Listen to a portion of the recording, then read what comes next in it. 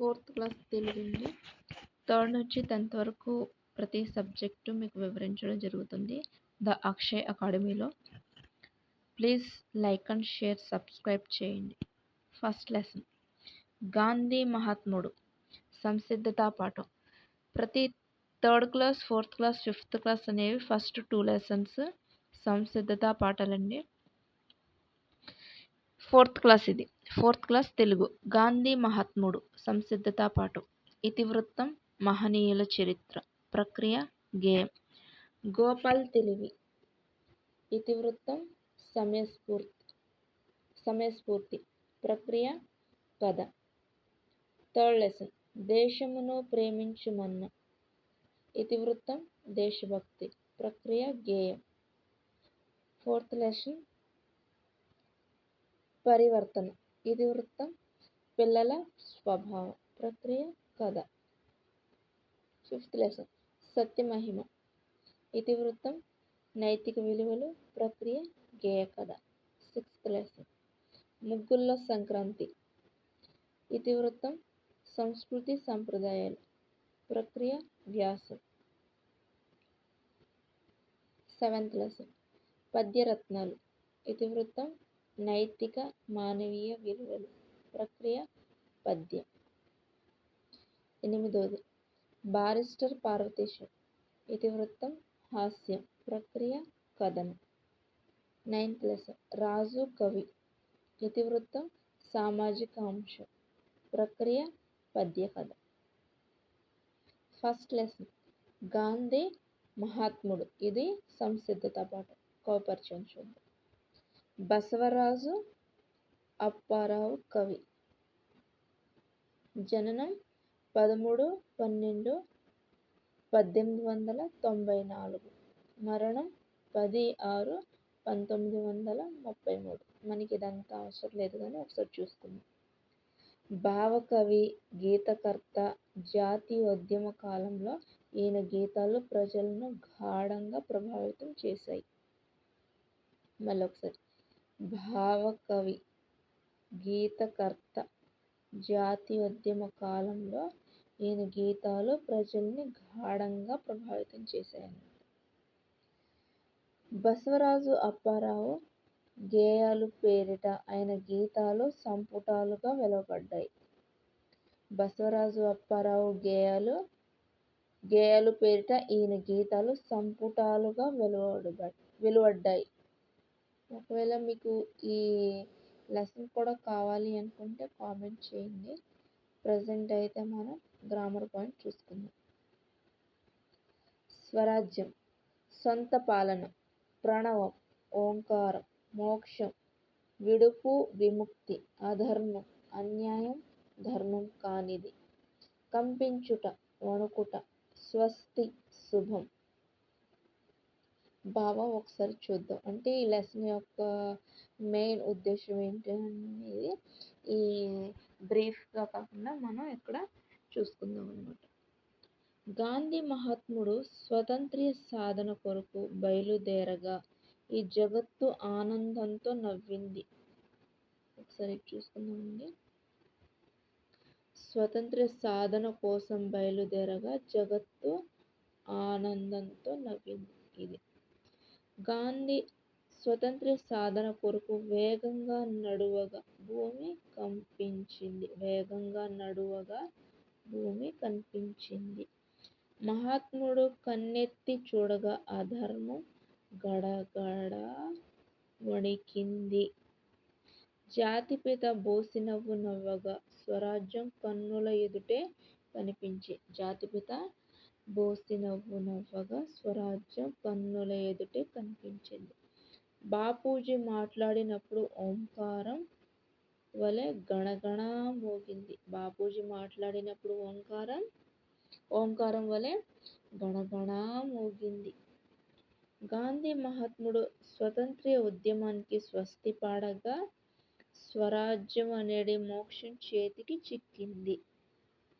Main point చూస్తున్నాం. స్వాతంత్ర్య సాధన కొరకు బయలుదేరగా జగత్తు ఆనందంతో నవ్వింది. ఇవి మెయిన్ అండి.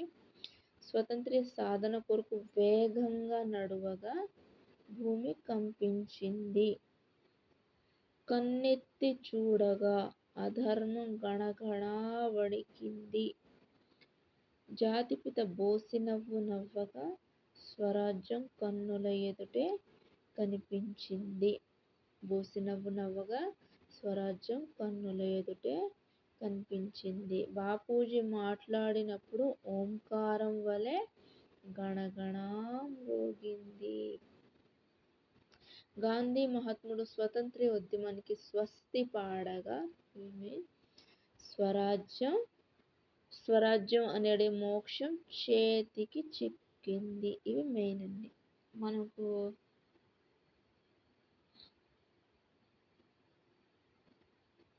ఇది మొత్తం చదివినా కూడా మెయిన్గా ఈ పాయింట్స్ మాత్రమే వస్తాయి అన్నమాట. దానికి అర్థం తేనెల తేటల మాటలతో ఈ మాసపు పాట.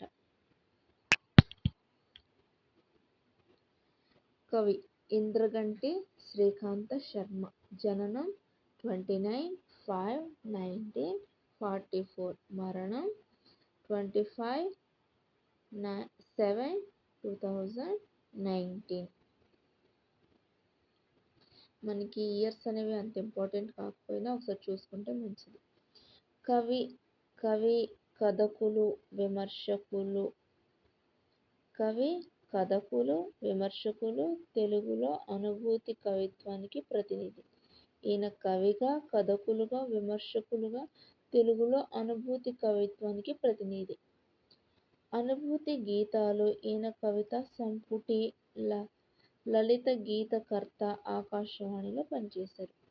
ఈయన కవితా సంపుటి లలిత గీతకర్త ఆకాశవాణిలో కూడా ఈయన పనిచేశారు అన్నమాట. ఎవరు? ఇంద్రగంటి శ్రీకాంత శర్మ. లెసన్ తేనెల తేటల మాటలతో. రాసింది కవి మరొకసారి కవి ఇంద్రగంటి శ్రీకాంత శర్మ. ఇన్నిసార్లు చెప్తున్నాను అనుకోవద్దండి, మనకే రీకాల్ అవుతుంది. తెలివైన దుప్పి జాతక కథ. తేజ అని ఈజీగా ఇది కథ జాతక కథ అనేసి మనకి ఈజీగా గుర్తించుకోవడానికి తెలివైనది.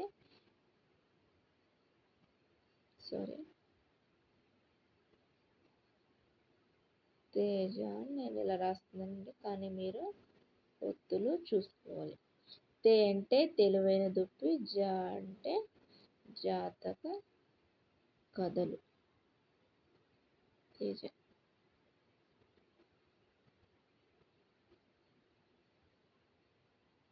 లేకపోతే మనం కూడా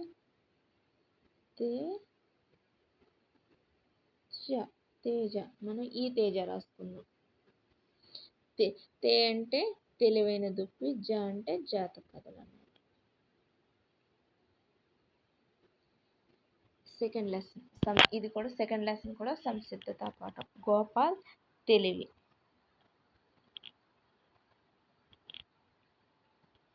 గోపాల్ తెలివి.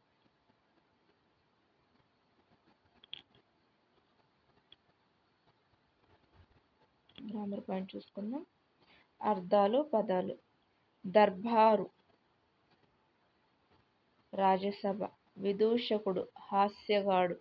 సామంతులు రాజు కింద ఉండే చిన్నరాజులు.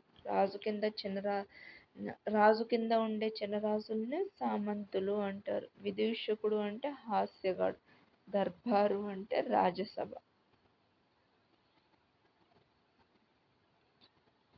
ఈ మాసపు పాట. చూడగంటి. కవి తాళ్లపాక అన్నమయ్య సినిమా చూసాం కదండి. జననం 9/5/1408. మరణం 23/2/1503. ఈ ఇయర్ అనేది మనకు అవసరం లేకపోయినా ఒకసారి చూసుకుంటే మంచిది. పద కవిత పితామహులు. ఈయన పద కవిత పితామహులు. 32,000 సంకీర్తనలను రాశారని ప్రతీతి. వెంకటేశ్వర స్వామి కేంద్రంగా విశిష్ట సాహిత్యాన్ని సంగీత సంస్కృతిని నిర్మించారు. వెంకటేశ్వర స్వామి కేంద్రంగా చేసుకుని విశిష్ట సాహిత్యాన్ని సంగీత సంస్కృతిని నిర్మించారు. తేట తెలుగు పలుకుబడి, దేశీపద సంపద, వాడుక భాషలోని అపురూప మాధురి అన్నమయ్య కవిత్వంలో పొంగి పొర్లుతుంటాయి అన్నమాట. తెలుగు తేట పలుకుబడి, దేశీపద సంపద, వాడుక భాషలోని అపురూప మాధురి అన్నమయ్య కవిత్వంలో పొంగి పొర్లుతుంటాయి అన్నమాట. విందు ఈ మాసపు కథ. కవి సొదం రామ్మోహన్ రావు. విందు సొదం. పత్రికా రచయిత. పలు రచనలు, అనువాదాలు చేశారు. ఈయన పత్రికా రచయిత, పత్రికలు రాశారు. పలు రచనలు, అనువాదాలు చేశారు. నిఘంటు నిర్మాణం కూడా చేశారు, అంటే డిక్షనరీస్ కూడా రాశారు. 2 దశాబ్దాల పాటు విశాలాంధ్రలో, 1 దశాబ్దం పాటు ఉదయంలో. ఇది మెయిన్ గుర్తుంచుకోవాలని మనం కన్ఫ్యూజ్ చేసి అడుగుతారు. ఎలా అంటే 1 దశాబ్దం పాటు విశాలాంధ్ర, 2 దశాబ్దాల పాటు ఉదయంలో అనేసి అడిగే ఛాన్స్ ఉంటుంది. కాబట్టి మనం ఇది జాగ్రత్తగా గుర్తుంచుకోవాలి. 2 దశాబ్దాల పాటు విశాలాంధ్రలో, విశాలంగా 2 దశాబ్దాలు అంటే 20 సంవత్సరాలు గుర్తుంచుకోండి. 1 దశాబ్దం అంటే పొద్దున్నే ఉదయం 10 సంవత్సరాలు. పత్రికల్లో పని చేశారు. ఇది కేవలం గుర్తుంచుకోవడానికేనండి. 3rd lesson. దేశమును ప్రేమించుమన్న. కవి గురజాడ వెంకట అప్పారావు. ఆధునిక తెలుగు కవిత్వానికి, సాహిత్యానికి మార్గదర్శకులు. ఆధునిక తెలుగు కవిత్వానికి, సాహిత్యానికి మార్గదర్శకులు. యుగకర్త. కవి, కథకులు, నాటకకర్త, చరిత్రకారులు, శాసన పరిశోధకులు, అన్నింటికన్నా ముఖ్యంగా భాషావేత్త. ఈయన ఒక భాషావేత్త అన్నమాట. తెలుగు సాహిత్యంలో వాడుక భాషను ప్రవేశపెట్టి చిరస్మరణీయమైన రచనలు చేశారు. తెలుగు సాహిత్యంలో వాడుక భాషను ప్రవేశపెట్టి, అంటే అంతకుముందు తెలుగు సాహిత్యంలో వాడుక భాష అనేది ఉండేది కాదు, గ్రాంధిక భాష అనేది ఉండేది అన్నమాట. ఈయన గిడుగు రామ్మూర్తి గారు కలిసి తెలుగు సాహిత్యంలో వాడుక భాషను ప్రవేశపెట్టి చిరస్మరణీయమైన రచనలు చేశారు. ఈ నాటకం మనందరికీ తెలిసింది. అదేంటంటే కన్యాశుల్కం. ఆధునిక తెలుగు సాహిత్యంలో అత్యంత విశిష్ట రచన. కన్యాశుల్కం అనగానే మనకి గుర్తుకొచ్చేది ఎవరంటే గురజాడ వెంకట అప్పారావు. ఇదే తెలుగు సాహిత్యంలో అత్యంత విశిష్టత పొందిన రచన. దేశమును ప్రేమించుమన్న. అర్థాలు.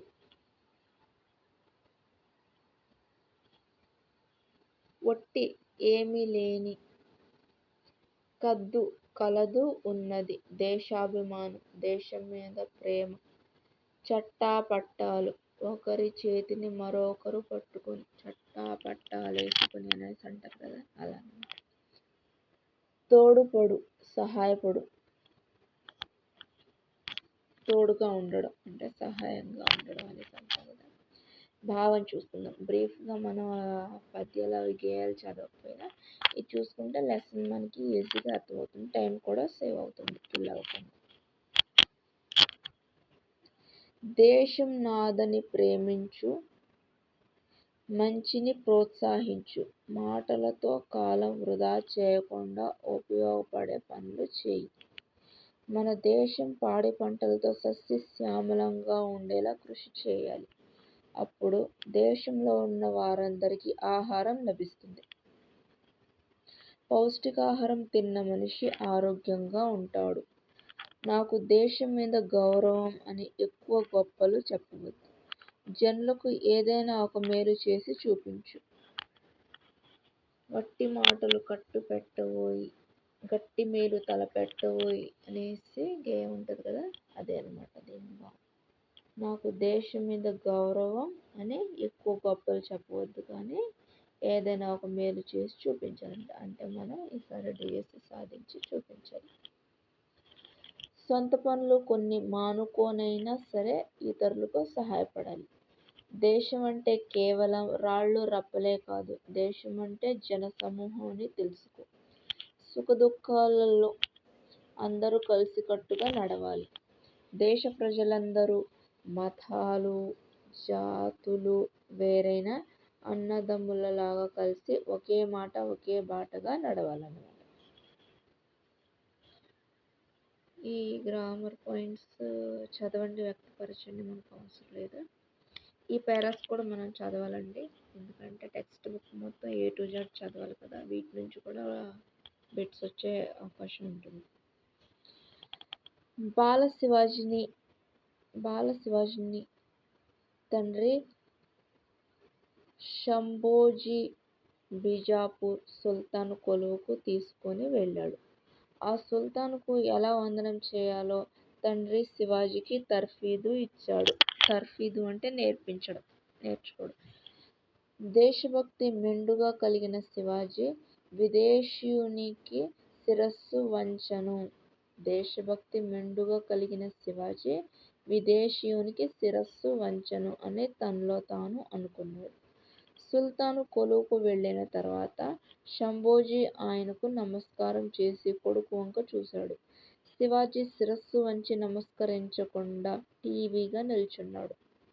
సుల్తాన్కు కోపం వచ్చింది. అక్కడ ఉన్న మురారి పంతులు చిన్నపిల్లవాడు, ఇంకా మర్యాదలు తెలియనివాడు అని సుల్తానుకు సర్ది చెప్పాడు.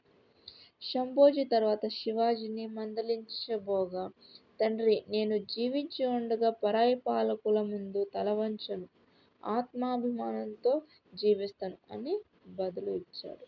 ఎవరు? శంభోజీ. శంభోజీకి శివాజీ బదులిచ్చాడు అన్నమాట. పదజాలం మనకు కాదండి, గుణింత పదాలు, ద్విత్వక్షర పదాలు, సంయుక్త పదాలు. ద్విత్వక్షర పదాలు, సంయుక్తాక్షర పదాలు అంటే ద్విత్వ అంటే ద్వి, రెండు ఒకే గుణింతానికి చెందిన పదాలు ఉంటే దాన్ని ద్విత్వాక్షర పదం అంటారు. సంయుక్తాక్షరం అంటే అక్షరం వేరు, దాని కింద ఉన్న ఒత్తు వేరు అన్నమాట. ఒత్తు వేరు, అక్షరం వేరు, దాన్ని సంయుక్తాక్షరం. సం అంటే కలిసి, వేరువేరువి కలిసి ఉండడం. ద్వి అంటే రెండు ఒకే గుణింతానికి చెందినవి రెండు కలిసి ఉండడం అన్నమాట. గుర్తుంచుకోవడానికి ఈజీగా.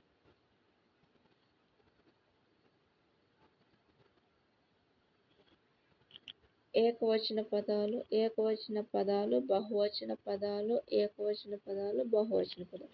మాట ఏకవచనం, మాటలు. చెట్టు చెట్లు, బండి బళ్ళు, జాతి జాతులు. ఏకవచన పదాలు. చిత్రం బహువచన పదాలు, చిత్రాలు. మతం మతాలు, లాభం లాభాలు, నాయకుడు నాయకులు. ఇవి మనకు ఆటోమేటిక్గా ఫిల్ చేసుకోవచ్చండి. స్వీయ రచన అవసరం లేదు, సృజనాత్మకత మనకు అవసరం లేదు. ప్రాజెక్ట్ పని, భాషాంశాలు.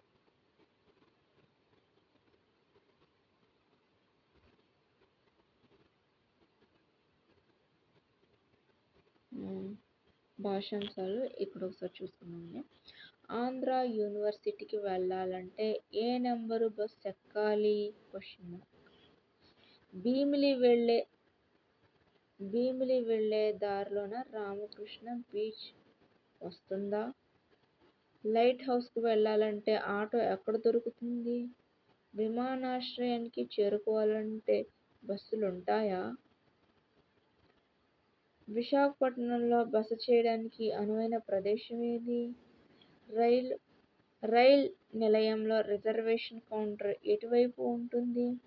పిల్లలు, ఈ గుర్తు క్వశ్చన్ మార్క్ వాక్యంలో ఎక్కడ ఉందో గుర్తించారు కదా.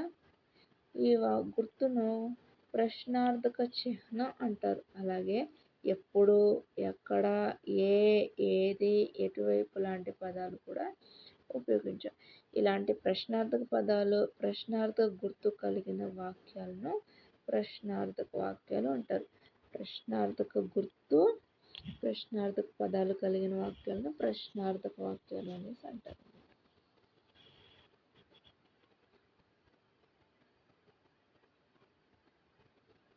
తెలుగు తల్లి ఈ మాసపు పాట. కవి పిల్లల మర్రి వెంకట హనుమంతరావు. లెసన్ తెలుగు తల్లి. తల్లి పిల్ల. తల్లి పిల్ల. పిల్లల మర్రి వెంకట హనుమంతరావు. పిల్లల మర్రి వెంకట హనుమంతరావు విమర్శకుడు, కవి, సాహిత్య వ్యాసాలు, కథలు, ఏకాంకికలు, ఖండకావ్యాలు రచించారు.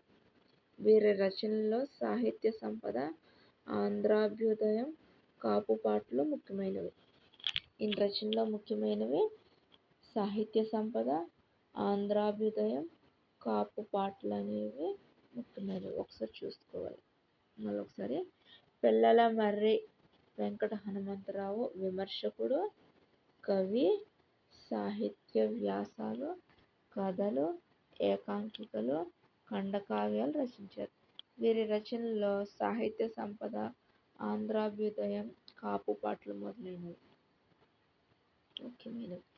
ఈ మాసపు కథ. కందిరీగ కిటుకు.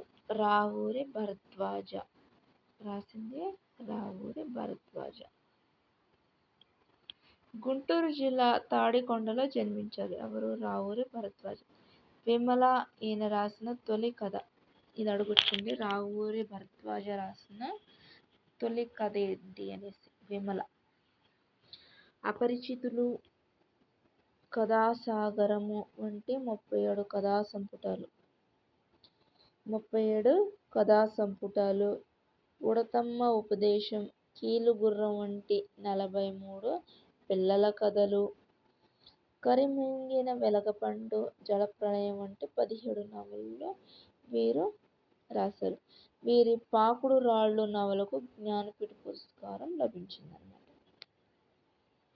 జ్ఞానపీఠ పురస్కారం, కళాప్రపూర్ణ, కేంద్ర సాహిత్య అకాడమీ పురస్కారం, సోవియట్ భూమి, నెహ్రూ పురస్కారం, రాజ్యలక్ష్మి ఫౌండేషన్ అవార్డు, గోపీచంద్ జాతీయ సాహిత్య పురస్కారం, కళారత్న, ఆంధ్రప్రదేశ్ ప్రభుత్వం లోక్నాయక్ ఫౌండేషన్ పురస్కారం వంటివి ఈయన పొందారు. ఈయన అవార్డ్స్ అనేవి ఒకసారి చూసుకుంటే బెటర్ అండి.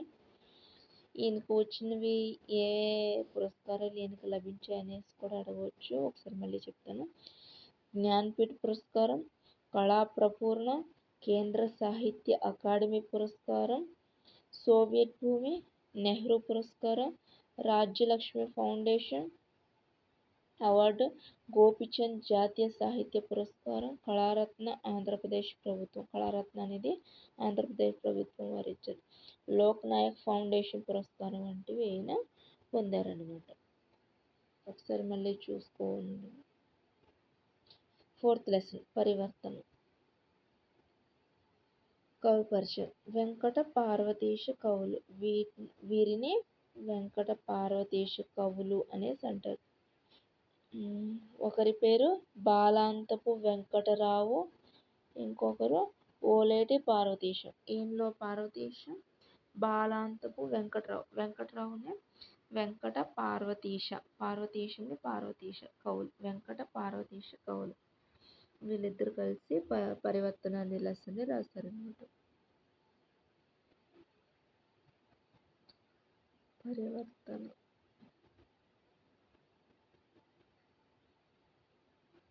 పదాలు, అర్థాలు. పరివర్తన, మార్పు. చిందరవందర, క్రమ పద్ధతిలో లేకపోవడం. చిందరవందరగా చేస్తున్నాం ఏంట్రా అనేసి అంటాం కదా. అంటే క్రమ పద్ధతిలో వరుసలో పెట్టకుండా ఎక్కడ పడితే అక్కడ పడేయడం లాంటిది అనమాట. ఆహ్లాదంగా, సంతోషంగా, ఆసక్తిగా, ఇష్టంగా, ఆత్మీయంగా, ప్రేమగా, చిన్నబుచ్చుకొను, నిరాశపడు. చిన్నబుచ్చుకున్నాడు అనేసి అంటాం కదా. బ్రీఫ్గా ఎక్కడ మనం చూసుకుందామంట. లెసన్ మొత్తం చదవకుండా టైం సేవ్ అవుతుంది. ఇది చదువుకుంటే మనకి సేమ్ కాన్సెప్ట్ ఇక్కడ ఉంటుందన్నమాట. రాము బడికి వెళ్ళకుండా రాము బడికి వెళ్లకుండా తోటలో ఆడుకోవడానికి వెళ్ళాడు. అక్కడ కాకి, చీమ కనిపించాయి. కాకి, కాకి మనం ఆడుకుందామా అని అడిగాడు. దానికి కాకి అయ్యో బాబూ! రానున్నది వానాకాలం. అసలే నాకు గూడు లేదు. ఒక్కొక్క పుల్లను తెచ్చుకొని శ్రమించి గూడు కట్టుకుంటున్నాను. నాకు చాలా పని ఉంది. నీతో ఆడడం కుదరదు అని ఎగిరిపోయింది కాకి. చీమా చీమా మనం ఆడుకుందామా అని ఆత్రంగా అడిగాడు. బాబూ, రానున్నది వానాకాలం. ఇప్పుడు గింజలు సేకరించుకోకపోతే రాబోయే కాలంలో సుఖపడలేము అని గింజలను మోసుకుపోయింది. అదేంటి, నాతో ఎవరూ ఆడుకోవడానికి రావడం లేదని రాము ఆలోచించసాగాడు.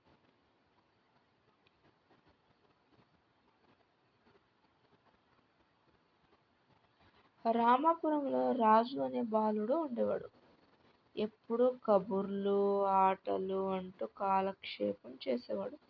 బాల్యంలో చదువు పట్ల అశ్రద్ధగా ఉండేవాడు. అలాగే పెద్దవాడయ్యాక పని పట్ల శ్రద్ధ పెట్టేవాడు కాదు.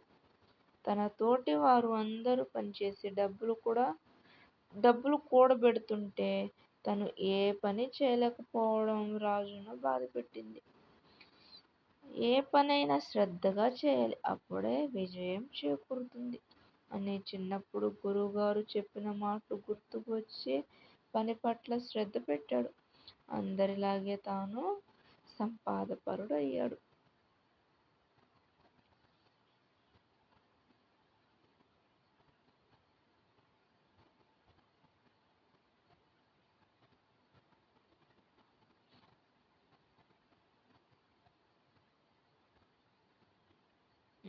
భాషాంశాలు ఒకసారి చూసుకుందాం అనమాట మనం. రఘు, వర్షిణి, ఆయేషా, ఆసిఫ్, మీరా, హర్షిత, మేరీ, సంతోష్ జంతు ప్రదర్శనశాలకు వెళ్లారు. వాళ్ళు అక్కడ సింహం, పులి, ఏనుగు, జిరాఫీ, కోతి, నెమలి, రామచిలుక, పావురం, నిప్పుకోడి మొదలైన జంతువులను, పక్షులను చూశారు. వారందరూ వాటిని చూసి ఆనందించారు. జంతు ప్రదర్శనశాల ముందు ఉన్న బండిపై జామ, బత్తాయి, అరటిపండు చూశారు. అవి కొని తిన్నారు. ఆటో ఎక్కి ఇంటికి వచ్చారు. దీన్ని చదవగా మనకు అర్థమైంది అంటే రఘు, వర్షిణి, ఆయేషా, ఆసిఫ్, మీరా అనేవి పేర్లు ఉన్నాయి కదా. ఇవి పేర్లు అనమాట, మనుషుల పేర్లు, జంతువుల పేర్లు. కోతి, సింహం, పులి, ఏనుగు, జిరాఫీ, కోతి పక్షుల పేరు. నెమలి, నిప్పుకోడి, రామచిలక, పావురం ఇతరములు అన్నమాట. బత్తాయి, జామ, అరటిపండు ఇవన్నమాట. వీటిని ఈ పేర్లన్నింటినీ కలిపి నామవాచకాలు అనేసి అంటారు.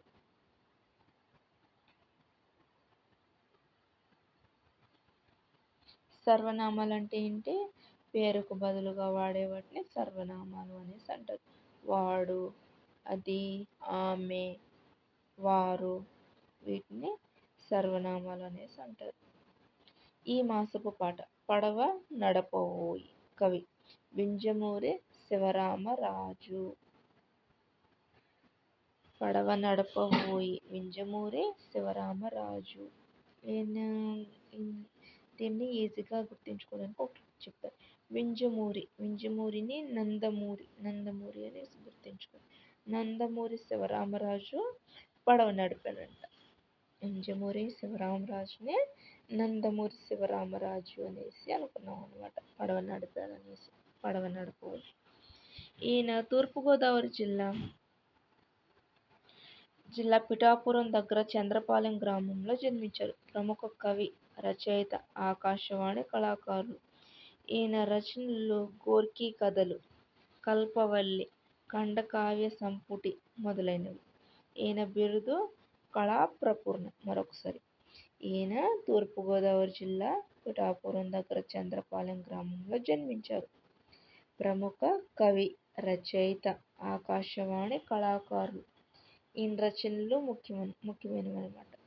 గోర్కీ కథలు, కల్పవల్లి, ఖండకావ్యం సంపుటి మొదలైనవి. ఈయన బిరుదు కళా ప్రపూర్ణ. కళా ప్రపూర్ణ అన్నమాట. ఉపాయం ఇది ఒక ఇతిహాస మహాభారతం నుంచి తీసుకున్నారంట. ఇది ఈ మాసపు కథ. ఉపాయం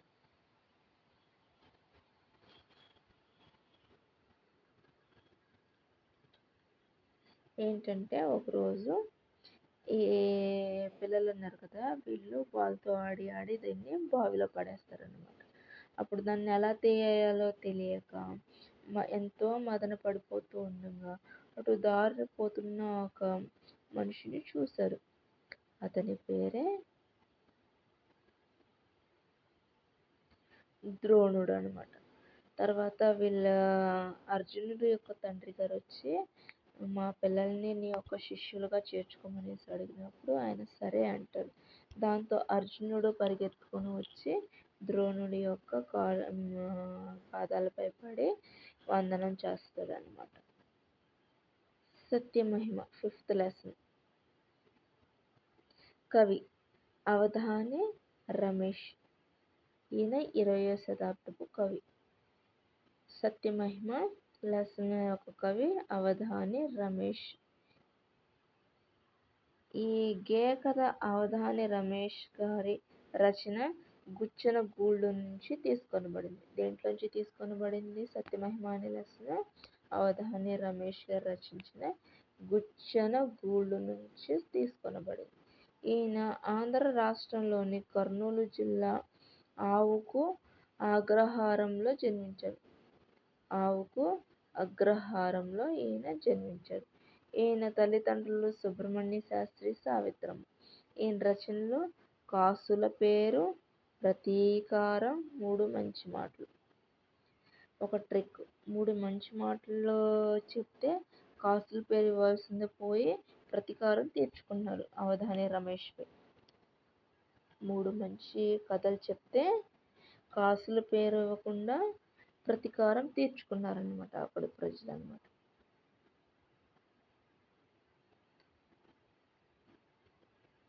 సత్యమహిమ.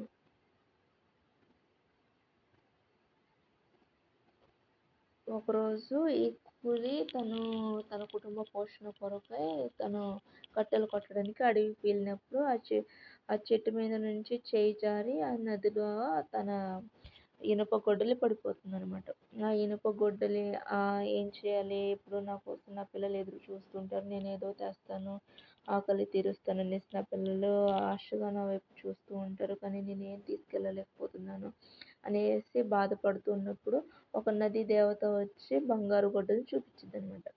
ఆ బంగారు గొడ్డలి ఇది నీదేనా అని అడిగినప్పుడు ఇది నాది కాదమ్మా అనేసి చెప్తాడనమాట. తర్వాత మళ్ళీ వెండి గొడ్డలి వేస్తుంది, ఇది కూడా నాది కాదమ్మా అనేసి అంటే తర్వాత తన యొక్క ఇనుప గొడ్డలిని తీసి ఇచ్చినప్పుడు అవును ఇది నాదే అని సంతోషంగా తీసుకుంటాడు.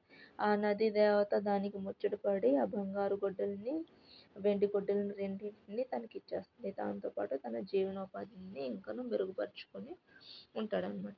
అంటే మనం నిజాయితీగా ఉంటే ఎప్పుడైనా మనకు విజయం అనేది, లేకపోతే మనకి ఎవరి ద్వారానైనా సహాయం అనేది తప్పకుండా లభిస్తుంది అనేసి అర్థం అనమాట. పదాలు, అర్థాలు. మహిమ గొప్పతనం, అకలంక మచ్చలేని, చెడు గుణాలు లేనట్టి అకలంక. చరితుండు చరిత్ర గలవాడు, ప్రవర్తన గలవాడు. సత్యవ్రతంబు ఎల్లవేళ నిజం చెప్పే వ్రతం. నిత్యంబు ఎల్లప్పుడు గతి జీవితం గడిపే విధానం. తెన్నులు చూచి ఎదురు చూచి, మోము ముఖం, తత్తరం గాబర, అర్తి దుఃఖం.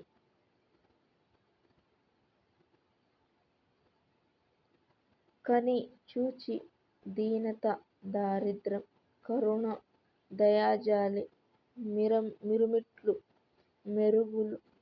తిలకించి చూచి మది మనస్సు బుద్ధి, మొగంబు ముఖం, మిసిమి నూతన కాంతి, బహుమానం కానుక, వన్నె అందం రంగు, చెన్ను అందం. భావం చూసుకుందాం. ఒక పల్లెటూరులో కల్లాకపటం లేని ఒక పేదవాడు ఉండేవాడు. అతను కట్టెలు కొట్టి అమ్ముకొని సత్యాన్ని చక్కగా పాటిస్తూ జీవించేవాడు. ఒకరోజు అతను అడవిలో నది ఒడ్డున చెట్టు కొడుతుంటే గొడ్డలి చేతిలోంచి జారి నీటిలో పడింది. అయ్యో దేవుడా! నా గొడ్డలి నీటిలో పడింది. నేనెట్లు బ్రతకాలి? నాన్న డబ్బులు తెస్తాడు, అమ్మ వంట చేసి మాకు పెడుతుంది అని నా పిల్లలు ఎదురు చూస్తూ ఉంటారు. నేను వట్టి చేతులతో వెళ్తే వారికి ఆకలి ఎలా తీరుతుంది అని బాధపడ్డాడు.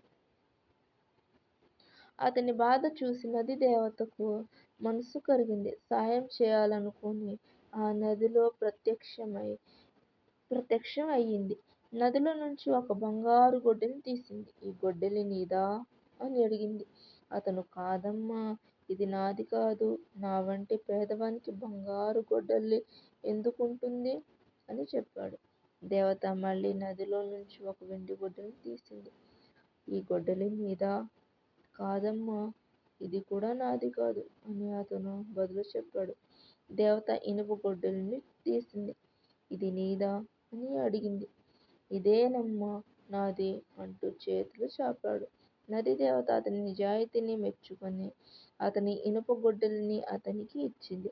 అంతేకాకుండా బంగారు గొడ్డలిని, వెండి గొడ్డలిని కూడా అతనికి బహుమతి ఇచ్చి దీవించి పంపించింది. ఇది ఆ లెసన్. చదవడం, వ్యక్తపరచడం, పదజాలం,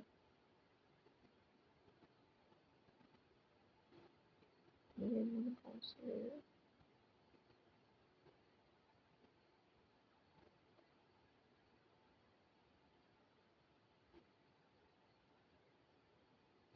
భాషాంశాలు చూసుకుందాం. రాజు రాము తోటకు వెళ్ళారు. మామిడికాయలు కోశారు. ఇంటికి తెచ్చారు. అమ్మకు ఇచ్చారు. పై వాక్యంలో వెళ్ళారు, కోశారు, తెచ్చారు, ఇచ్చారు లాంటి పదాలు పనులు జరగడాన్ని తెలియజేస్తున్నాయి. ఇలాంటి పదాలను క్రియాపదాలు అంటారు. పనులు జరగడాన్ని తెలియజేసే పదాలను క్రియాపదాలు అనేసి అంటారన్నమాట. కన్నడ గేయం ఎన్సీఈఆర్టీ పాఠ్యపుస్తకం వారిది. కన్నడ గేయం ఎన్సీఆర్టీ పాఠ్యపుస్తకం వారిది అన్నమాట. భావం చూసుకుందాం మనం. ఓ అందమైన ముద్దులొలికే పాపల్లారా, ప్రతి ఇంట్లోనూ వీరు వికసిస్తూ ఉంటారు. రోజులు గడిచే కొద్దీ మీ అంతటా మీరు నడవడం నేర్చుకుంటారు. తల్లిదండ్రులు చూపిన బాటలో, నేర్పిన రీతిలో నడుచుకుంటారు, అనుసరిస్తారు. గురువులు చెప్పిన పాఠాలను చక్కగా నేర్చుకుంటారు. పెద్దల పట్ల భక్తి, గౌరవం ప్రదర్శిస్తూ ఉంటారు. నిత్యం సత్యాన్నే పలుకుతూ సత్య మార్గంలోనే పయనిస్తూ ఉంటారు. ఓ అందమైన ముద్దులొలికే పాపల్లారా, ప్రతి ఇంట్లోనూ మీరు వికసిస్తూ ఉంటారు. స్నేహితులతో ప్రేమపూర్వకంగా, సోదరభావంతో మెలుగుతూ ఉంటారు. పేదవారికి, కష్టాల్లో ఉన్నవారికి సహాయం చేస్తూ ఉంటారు. తన పరభేద భావమే లేకుండా మనమంతా ఒక్కటేననే భావంతో ఉంటారు. ఓ అందమైన ముద్దులొలికే పాపల్లారా, ప్రతి ఇంట్లోనూ మీరు వికసిస్తూ ఉంటారన్నమాట. ఈ యొక్క పాట యొక్క భావం. ఏ కాలుది నేరం. ఈ మాసపు కథ మర్యాద రామన్న కథ నుంచి తీసుకున్నది. ఇదే మర్యాద రామన్న కథ నుంచి తీసుకున్నది. ఏ కాలుది నేరం. కవి లేరండి. 6వ లెసన్. ముగ్గుల్లో సంక్రాంతి. రచయితల బృందం ఒకళ్ళు కాదు, ఇద్దరు కాదు, చాలామంది కలిసి రాసేదాన్ని రచయితల బృందం అని అంటారు. ముగ్గుల్లో సంక్రాంతి రచయిత ఎవరు అనేసి మనం కన్ఫ్యూజ్ చేసి అడిగే ఛాన్స్ ఉందండి. ముగ్గుల్లో సంక్రాంతి లెసన్కి రచయిత లేరు, రచయితల బృందం ఉంది. వారి గురించి మనం తెలుసుకుందాం ప్రజెంట్ ఎవరెవరు అనేసి.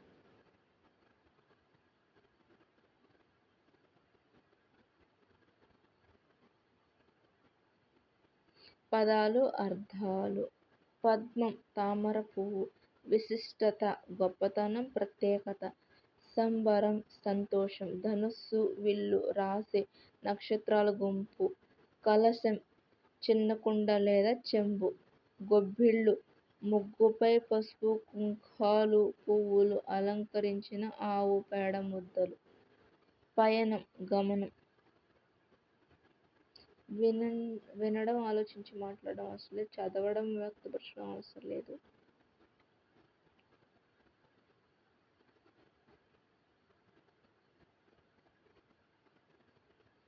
రంజాన్ ఇది చూద్దామండి.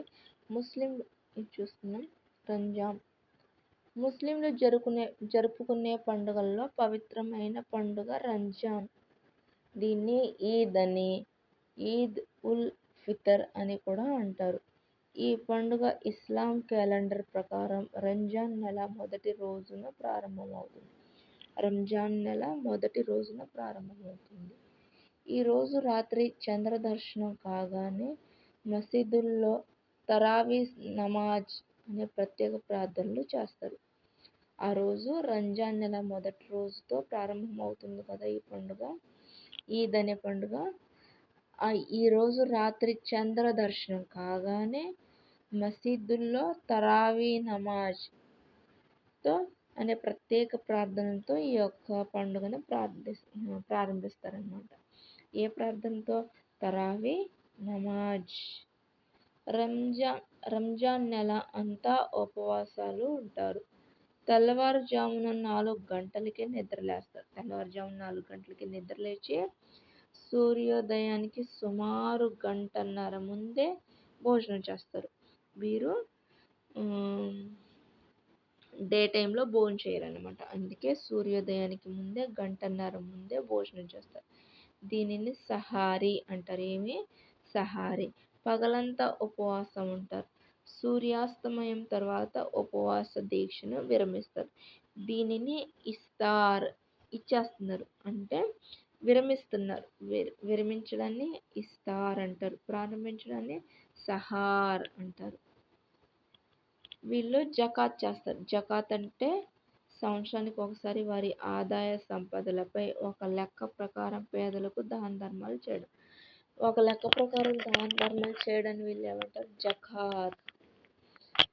రంజాన్ నెల చివరి రోజు చంద్ర దర్శనంతో షవ్వాల్ నెల మొదలవుతుంది. రంజాన్ నెల చివరి రోజు చంద్ర దర్శనంతో షవ్వాల్ నెల మొదలవుతుంది. చంద్ర దర్శనం ఫస్ట్ రంజాన్ మొదటి రోజు. వీళ్ళు రంజాన్ నెల మొదటి రోజున తరావీ నమాజ్తో ఈ పండుగని ప్రారంభించి ఈ నెల చివరి రోజున చంద్ర దర్శనంతో షవ్వాల్ అనే నెల ప్రారంభమవుతుందంట. ఆ మరునాడు పెద్ద ఎత్తున ఈద్ పండుగను జరుపుకుంటున్నారు.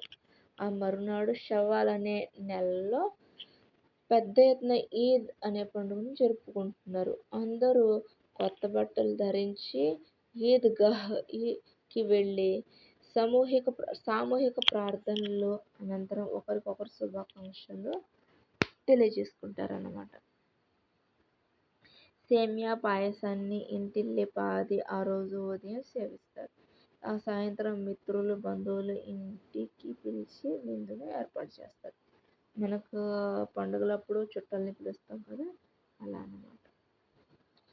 మనకి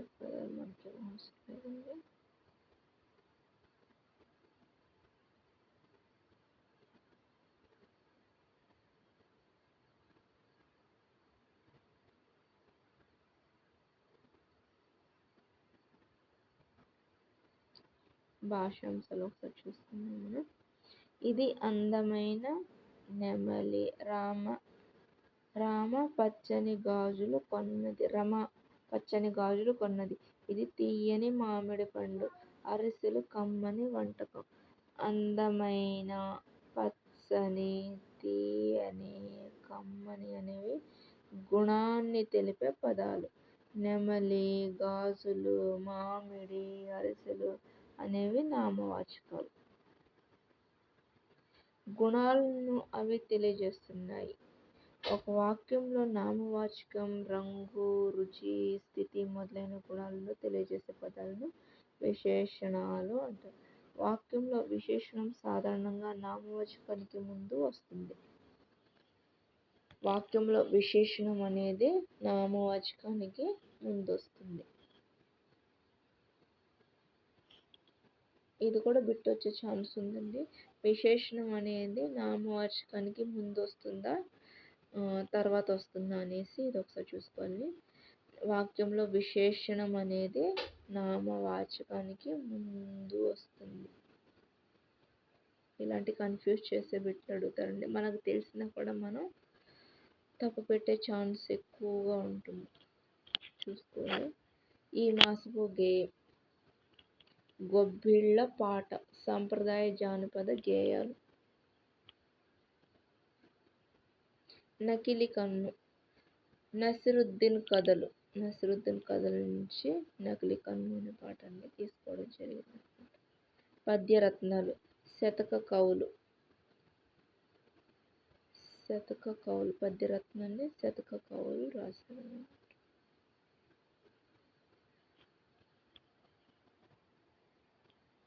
ఒక పద్యం చూద్దాం. ధనము కూడబెట్టి దానంబు సేక తాను తెనక లెస్స దాచు గాక తేనెటీగ గూర్చి తెరువరికీయద విశ్వదాభిరామ వినురవేమ.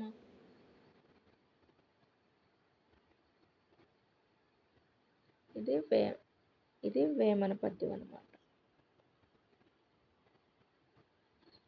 ఇది బద్దెన్న జంధ్యాల పాపయ్య శాస్త్రి, బద్దెన్న ఏనుగు లక్ష్మణ కవి, నార్ల చిరంజీవి, నార్ల వెంకటేశ్వరరావు, పోతన, వేమన వీళ్ళందరూ కలిసి పద్యరత్నాలు అనే లెసన్ని రాశారు. పద్యాలు అయితే మనకు ప్రజెంట్ అడగరు కానీ గ్రామర్ పాయింట్స్ చూసుకున్నాం.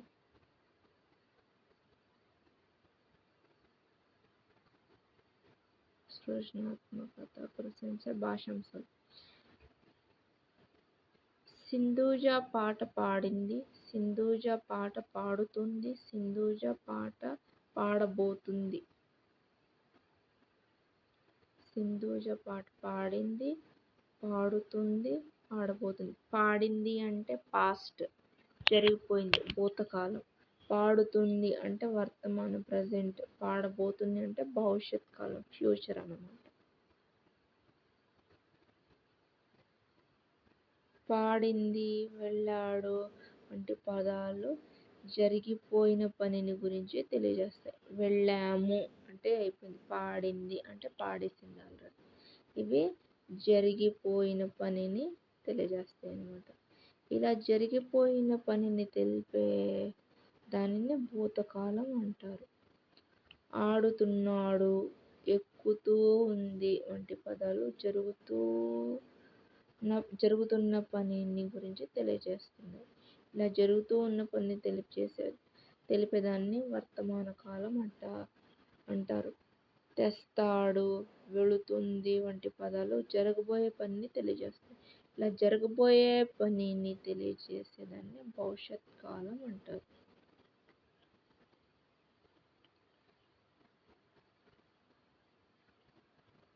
వీటిలో క్రియాపదాలు ఏంటి అనేసి రాయమనేసి అడుగుతున్నారు. పట్టుకు ఒకసారి చూద్దాం. ఇక్బాల్ బంతి ఆట ఆడుతున్నాడు అనేది క్రియాపదం. సింధూజ పాట పాడింది అనేది క్రియాపదం. రవి మామయ్య రేపు కొత్త బట్టలు తెస్తాడు అనేది క్రియాపదం. కోతి కొబ్బరి చెట్టు ఎక్కుతున్నది అనేది క్రియాపదం. మేము నిన్న సినిమాకి వెళ్ళాము క్రియాపదం. నానమ్మ వచ్చే సోమవారం శ్రీశైలం వెళుతుంది అనేది క్రియాపదం. క్రియాపదాలు. వీరగంధం ఈ మాసపు గేయం. కవి త్రిపురనేని రామస్వామి. వీరగంధం అనే లెసన్ని త్రిపురనేని రామస్వామి గారు రచించారన్నమాట.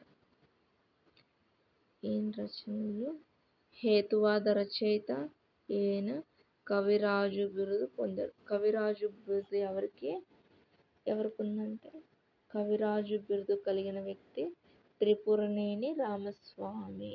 ఈయన సుతపురాణం, పల్నాటి పౌరుషం మొదలైన రచనలు చేశారు.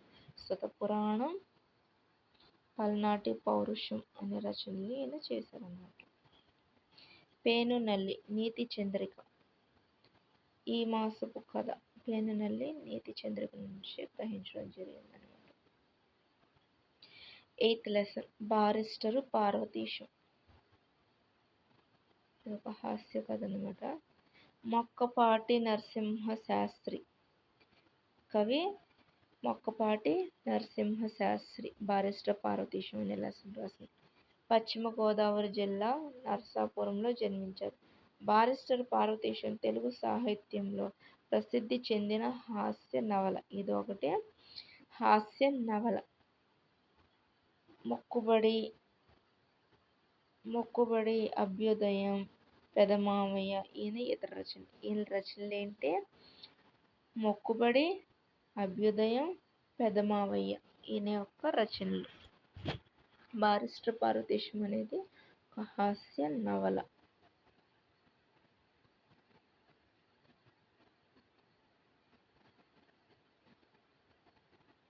అర్థాలు చూద్దాం. కాపుర స్థలం, నివాసం ఉండే చోటు, 5వ ఫారం, 10వ తరగతి. హితోపదేశం, మేలు చేసే మాట చెప్పడం. బారిస్టరు, ఇంగ్లాండ్లో న్యాయశాస్త్రం చదువుకున్నవాడు. సామాగ్రి, సామాన్లు, వస్తువులు. దంతావధానం, పళ్ళు తోముకోవడం. కచ్చికలు, కాల్చిన పిడకలు. అంగవస్త్రం, తువ్వాలు. చాదు, పిండితో తయారు చేసిన బొట్టు. చాదు అంటే పిండితో తయారు చేసిన బొట్టు. దేశవాళీ దువ్వెన, చెక్కతో చేసిన దువ్వెన. గార్డు, కాపలా వ్యక్తి. ప్రాధేయపడితే, బతిమాలితే. చెన్నాపట్నం, మద్రాసు, చెన్నై. దొర, తెల్లజాతి పురుషుడు. దొరసాని, తెల్లజాతి స్త్రీ. బస, తాత్కాలిక నివాసం. బంట్రోతు, సేవకుడు. స్టీమరు, ఆవిరితో నడిచే పెద్ద నావ. అంతరిక్ష మార్గం, ఆకాశం వైపు.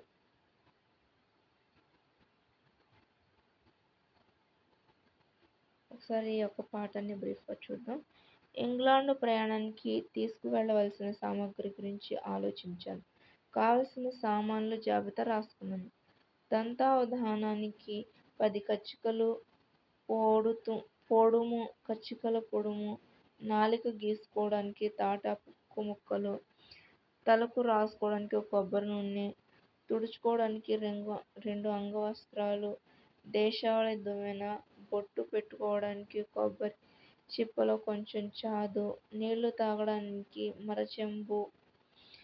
రొట్టెలు కాల్చుకోవడానికి గోధుమ పిండి, నెయ్యి, కిరసనాయిలు, స్టవ్వు, అట్ల పెనము, ఆవకాయ. పడుకోవడానికి నరసరావుపేట మడత మంచం, బంత, నారింజ పండు, శాలువ, దొంగచాప చాలా అవసరమని కొన్నాను.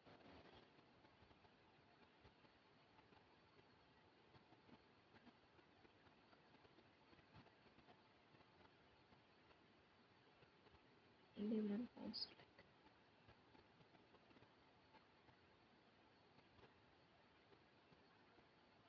ఇది ఒకసారి చూద్దాం.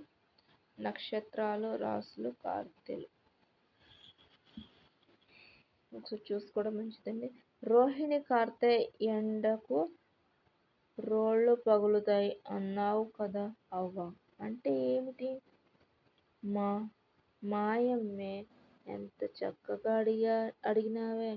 ఎండకి వీపులు పగిలిపోవడంలా, నెత్తి మాడిపోవడంలా అదేనే మనవరాలా అంది అవ్వ. అసలు కార్తెలంటే ఏమిటవ్వా? 27 నక్షత్రాలు తెలుసు కదా. అశ్విని, భరణి, కృతిక, రోహిణి, మృగశిర, ఆరుద్ర, పునర్వసు, పుష్యమి, ఆశ్లేష, మఖ, పొబ్బ, పూర్వ ఫాల్గుణి, ఉత్తర ఫాల్గుణి, హస్త, చిత్త, స్వాతి, విశాఖ, అనురాగ, జ్యేష్ఠ, మూల, పూర్వాషాఢ, ఉత్తరాషాఢ, శ్రవణం, ధనిష్ట, శతభిషం, పూర్వభద్ర, ఉత్తరభద్ర, రేవతి ఒక్కొక్క నక్షత్రానికి 4 పాదాలు చొప్పున 27 నక్షత్రాలకు 108 పాదాలని, వాటిని 9 పాదాలకు ఒక రాశి చొప్పున 12 రాశులుగా మన పెద్దలు విభజించారు. అవి మేషం, వృషభం, మిథునం, కర్కాటకం, సింహం, కన్య, తుల, వృశ్చికం, ధనస్సు, మకరం, కుంభం, మీనం. పూర్ణిమ నాడు ఏ నక్షత్రం అంటే ఆ నెలకు ఆ పేరు పెట్టారు. అశ్విని అంటే ఆశ్వీజ మాసం, కృత్తిక అంటే కార్తీక మాసం. ఇలా ఇవన్నీ చంద్రమానం మీద ఆధారపడి ఉన్నాయి.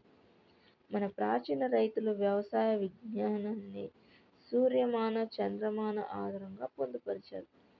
సూర్యుడు ఏ నక్షత్రానికి దగ్గరగా ఉంటే ఆ కాలానికి ఆ కార్తె పేరు పెట్టారు.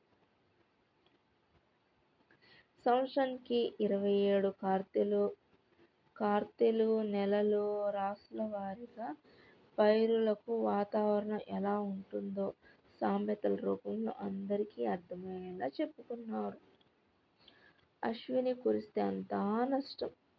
భరణిలో చల్లిన నువ్వు చేను కాయకు బరిగెడు గింజట. ఇలా చెప్పుకుంటూ పోతే ఎన్నో ఉంటాయి.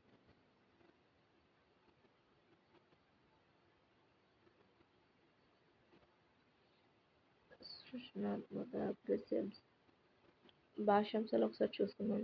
ఇంతకు ముందు పాఠాలలో క్రియల గురించి తెలుసుకున్నారు కదా. అంటే వెర్బ్. క్రియాపదాలను వాక్యాల్లో వాడినప్పుడు అవి 2 రకాలుగా పనిచేస్తాయి. 1 వాక్యాన్ని పూర్తి చేయడం, 2 వాక్యాన్ని పూర్తి చేయకపోవడం అనేవి ఉంటాయి అన్నమాట. రవి ఇంటి పని చేశాడు. పిల్లలు నడుస్తున్నారు. లత పరీక్ష రాస్తుంది.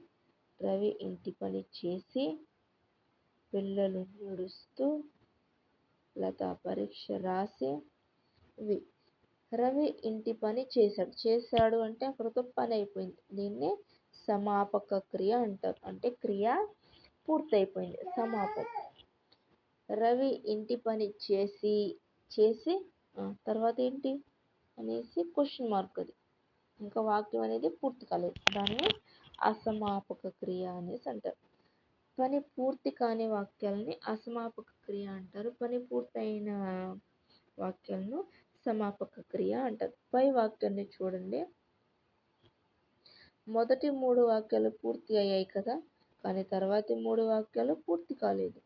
వాటిని పూర్తి చేయాలంటే మరొక పదం ఏదో రావాలి. వాటిని ఎట్లా పూర్తి చేయొచ్చో చూడండి. రవి ఇంటి పని చేసి నిద్రపోయాడు. పిల్లలు నడుస్తూ మాట్లాడుతున్నారు.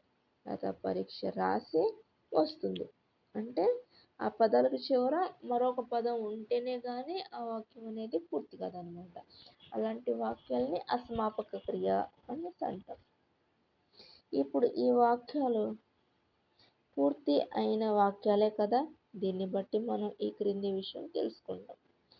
చేశాడు, నడుస్తున్నారు, రాస్తుంది, నిద్రపోయాడు, మాట్లాడుతున్నారు, వస్తుంది. ఈ వాక్యాన్ని పూర్తి చేయగలవు. కనుక అవి సమాపక క్రియలు. చేసి, నడుస్తూ, రాసి ఈ వాక్యాన్ని పూర్తి చేయలేవు, కనుక అవి అసమాపక క్రియలు అన్నమాట.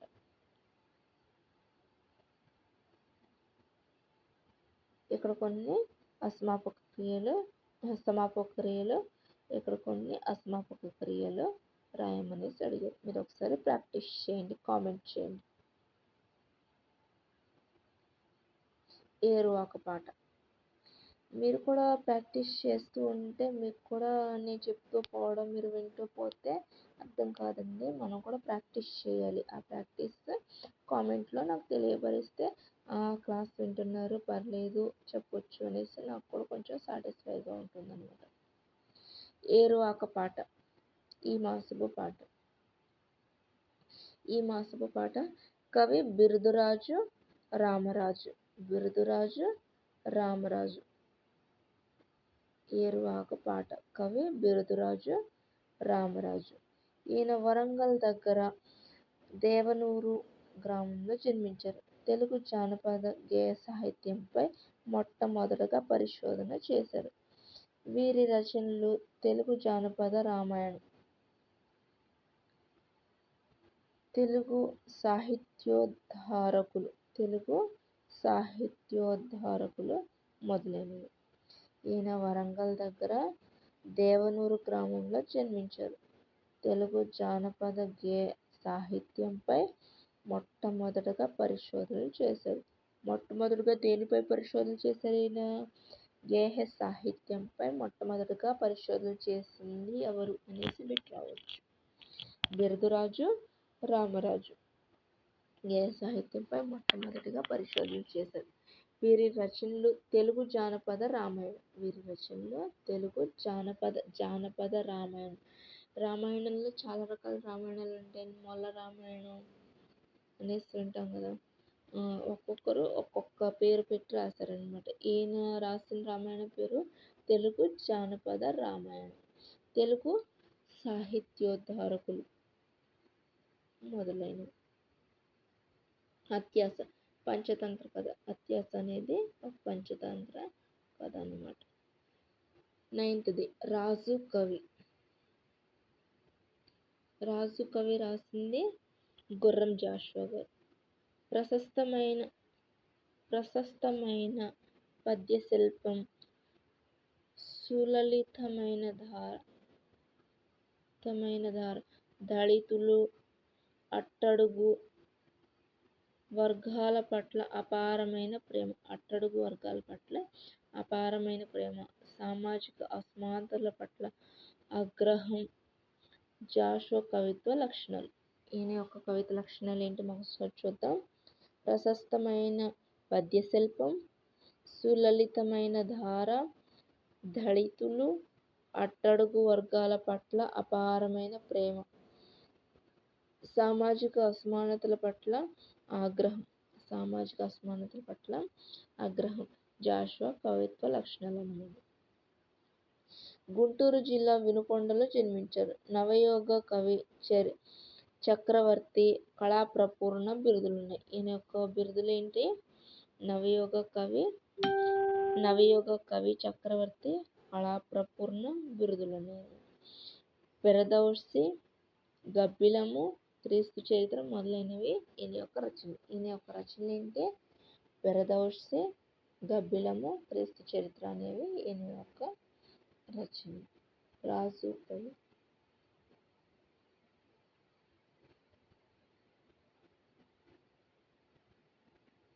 పదాల అర్థాలు చూద్దాం.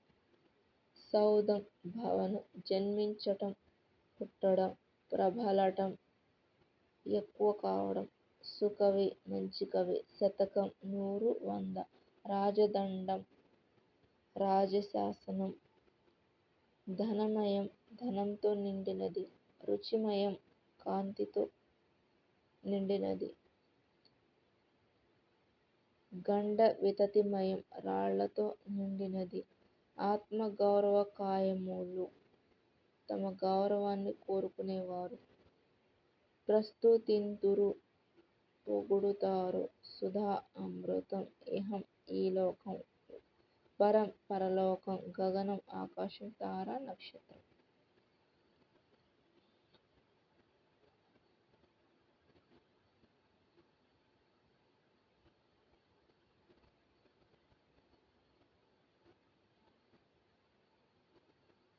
పేరా ఒకసారి చదువుదామండి.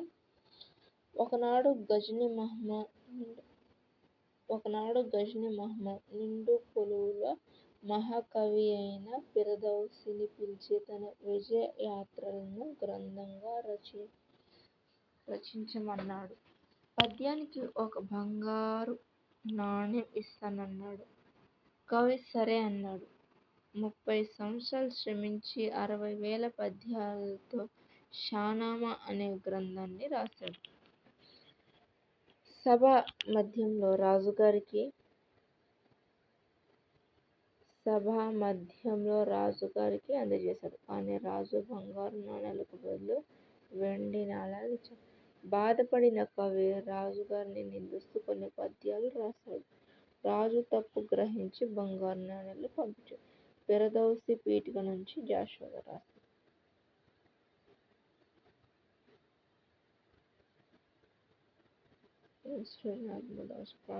భాషాంశాలు చూసుకోవాలన్నాను. నామవాచకం, సర్వనామ, విశేషణం, క్రియాపదాలను గుర్తించి వీటిలో రాయాలనేసాడు. మీరు కామెంట్లో రాయండి. నామవాచకాలు అంటే ఏంటి, సర్వనామాలు అంటే ఏంటి, విశేషణం అంటే ఏంటి, క్రియలు అంటే ఏంటి. ఒకసారి హింట్ చెప్తాను. నామవాచకాలు అంటే పేర్లండి, పేరుకు బదులుగా వాడేవి, గుణాన్ని తెలిపేవి, క్రియ పనిని తెలియజేసేవి అనమాట. కామెంట్ చేయండి, మర్చిపోవద్దు తప్పకుండా. మీరు కామెంట్ చేస్తే నాకు కూడా హ్యాపీగా ఉంటుంది.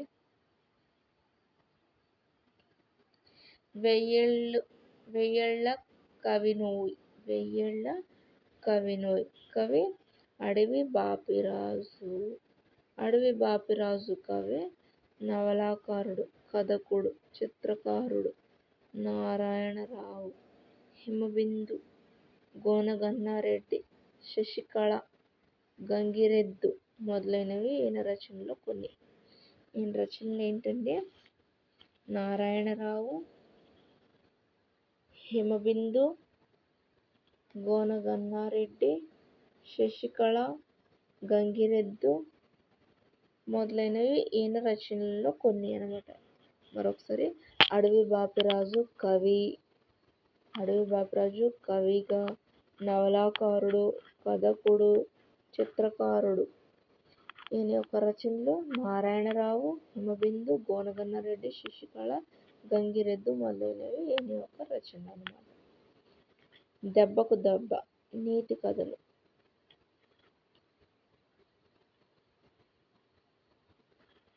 ఇక్కడతో 4th క్లాస్ లెసన్ కంప్లీట్ అయిందండి. 1:07 అయితే పట్టింది. మీకు నచ్చితే కామెంట్ చేయండి ఏ లెసన్స్ కావాలి అనేసి, మరి ఇంకేదైనా మార్పు చేయాలని నేను కూడా ఆశగా చేస్తున్నానండి. మీకు నచ్చినట్లుగా చేయాలనేసి. మీకు ఏ విధంగా కావాలో, ఇంకేమైనా మార్పులు చేయవలసి ఉంటే కామెంట్ చేయండి. అలానే ఇది చేయమనేసి అడిగితే నేను తప్పకుండా చేయగలుగుతాను. Thank you. ఏమన్నా అక్కడక్కడ మిస్టేక్స్ ఏమన్నా ఉంటే దయచేసి క్షమించండి. ఈసారి నుంచి తప్పులు లేకుండా ఉండడానికి నేను ట్రై చేస్తాను. మీరు మీ యొక్క సహృదయంతో నన్ను క్షమిస్తారనేసి అనుకుంటున్నాను. The Akshay Academy. Please subscribe చేయండి. Thank you for watching.